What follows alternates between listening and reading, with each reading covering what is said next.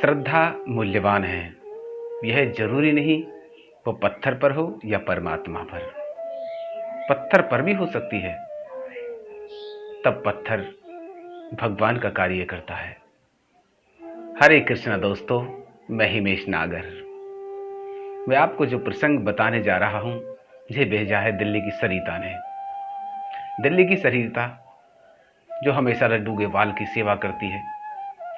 अब उनके अपने घर में लड्डू गोपाल विराजमान है और लड्डू गोपाल को वो अपना भाई मानती हैं और भाई मान करके अपनी हर बातें उन्हीं से शेयर करती हैं। एक बार वो अपनी सहेलियों के साथ, अपने दोस्तों के साथ बांके बिहारी के दर्शन करने के लिए जाते हैं। ये घटना तभी की है। वो बताती हैं कि जब वो अपने 4 या 5 लोग जो थे उनके ग्रुप में, जब वो वृंदावन जाते हैं तो वहाँ देखते हैं कि उस समय वहाँ बांके बिहारी के प्रांगण के चारों तरफ संपूर्ण वृंदावन के अंदर भारी भीड़ थी। भीड़ इतनी भारी थी कि पैर रखने को भी जगह नहीं थी। उनके मन में शंका उत्पन्न होती है कि पता नहीं इस बार ठाकुर जी के दर्शन कर भी पाऊंगी या नहीं। वो बार बार लड्डू गोपाल से शिकायत कर रही थी। लड्डू गोपाल को अपने साथ लाई थी, वो उन्हीं के साथ थे। उनको देख रही थी, बोल रही थी कि इस बार दर्शन नहीं हुए थे, बहुत डांट लगाऊंगी तुम्हें। अगर इस बार दर्शन नहीं हुए ना, बहुत डांट लगाऊंगी। देख लेना, मुझे तुम्हारे दर्शन करने हैं और मैं बिना दर्शन किए नहीं जाऊंगी। लेकिन उनके अंदर एक भाव भी उत्पन्न हो रहा था कि इतनी भारी भीड़ होने के बावजूद वो कैसे दर्शन कर पाएंगी।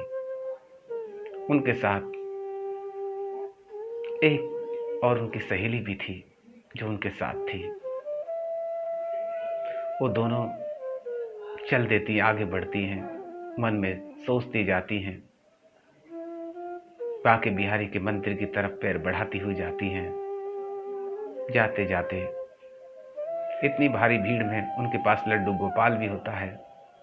तो एक शख्स जो लगभग 30 वर्ष का एक नवयुवक था, वो आकर के कहता है, इतनी भारी भीड़ है, आप लड्डू गोपाल को भी साथ लाई हो, कैसे दर्शन कर पाओगी? चलो आइए, मैं आपकी थोड़ी सहायता कर देता हूं। और वो लड्डू गोपाल को ले लेते हैं और भीड़ को हटाते हुए उनके लिए रास्ता बनाते हुए जाते हैं। वो दोनों उनके पीछे पीछे चल रही होती हैं और वो उनके लिए रास्ता बनाते हुए रहते हैं। अब दोस्तों, जैसे वो मंदिर के प्रांगण में पहुंचती हैं तो क्या देखती कि वहां बहुत भारी भीड़ है। वो मन ही मन उसके अंदर शंका उत्पन्न होती है, अपने लड्डू गोपाल से कहती है, मेरा तो कद बहुत छोटा है, इस भीड़ में मैं दूसरे ही दिन हाथों में नन्हे श्याम के चरण पादुका लिए वे उसी पान वाले से पूछते हैं,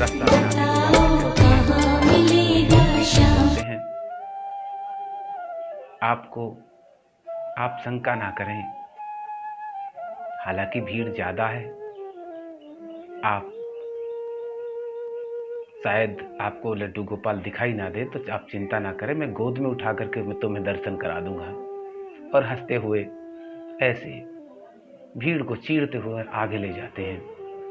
वो उनके पीछे पीछे होती हैं और वो बांके बिहारी के मंदिर में बिल्कुल आगे पहुंच जाते हैं और बांके बिहारी के दर्शन वो लोग करने लगते हैं। बांके बिहारी उनको देख रहे होते हैं, वो बांके बिहारी को देख रही होती हैं। मन ही मन में वो भाव उत्पन्न हो रहे होते हैं, हे बांके बिहारी, मैं आपसे शिकायत कर रही थी कि पता नहीं इस बार आपके दर्शन हो भी पाएंगे या नहीं। आपका शुक्रिया, आप मेरी हर बात सुनते हैं। और मन ही मन उनसे बातें करती जा रही थी। अब दर्शन होने के बावजूद और बाहर की तरफ जैसे ही एंटर होते हैं, बाहर की तरफ आने के लिए जाते हैं, तो वो शख्स उन्हें एक तरफ खींच के बोलता है, थोड़ा इधर ठहरिए, भीड़ बहुत ज़्यादा है, जब निकल जाएगी तब चलेंगे।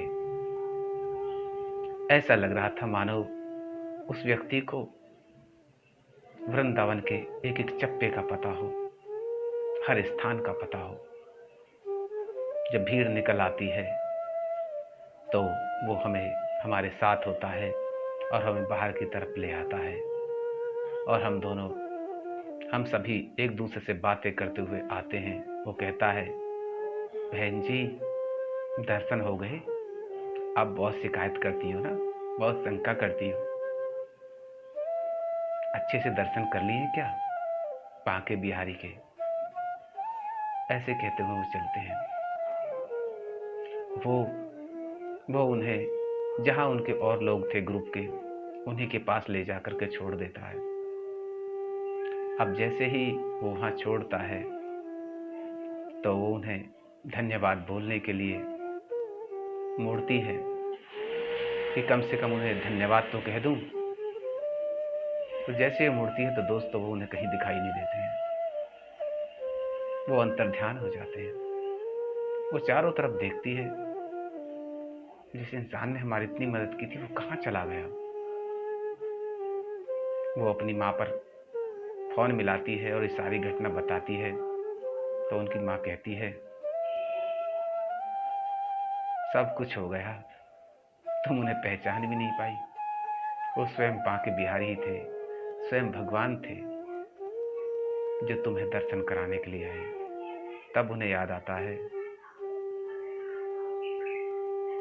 कि जब वो कह रहे थे कि दर्शन कर लिए, बहुत शिकायत करती हो, बहुत डांटती हो तुम।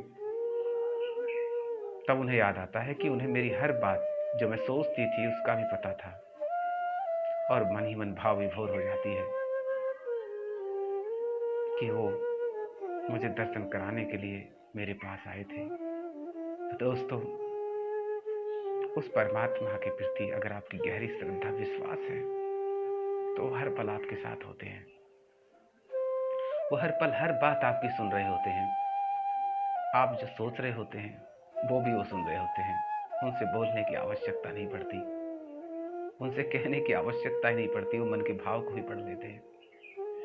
बस जरूरत है तो श्रद्धा की। श्रद्धा मूल्यवान है, वो पत्थर पर भी हो सकती है, परमात्मा पर भी। तो दोस्तों, हमें किस रूप में कहाँ परमात्मा मिल जाए कुछ कहा नहीं जा सकता। इसलिए अपने आप को पवित्र रखें, अपने आप को शुद्ध रखें और भगवान पर विश्वास बनाए रखें। हरे कृष्ण दोस्तों।